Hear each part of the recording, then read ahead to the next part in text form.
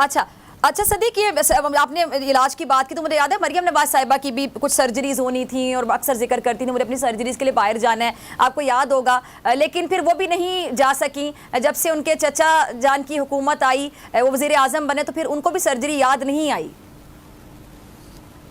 देखिए वो जाना चाहती थी, और ये एक चीज़ देखें, हमने फैक्ट्स बताने होते हैं। मैं ये बात नहीं मानता कि मरियम नवाज साहिबा बाहर इसलिए जा रही थी कि उन्होंने वापस नहीं आना था, वो बिल्कुल वापस आती, लेकिन ज़ाहिर है वो जाना चाहती थी, और अगर वो अपने वालिद से मिलने जाना चाहती थी इसमें कोई गलत बात नहीं है। लेकिन मसला ये है कि पाकिस्तान का आइन और कानून उनको इजाज़त नहीं देता, क्योंकि वो एक सज़ा याफ्ता मुजरिमा हैं और वो जमानत पर हैं, उनकी अपील चल रही है। और फिर मसला क्या होता है?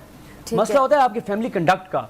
अब उनका फैमिली कंडक्ट ये बताता है कि उनके घर में से जो भी गया वो इख्तियारी हो गया, फरारी हो गया, मफरूर भगोड़ा हो गया, तो कौन है इदारा एतबार करता है कि इनको जाने दे ताकि ये वापस ही ना आए।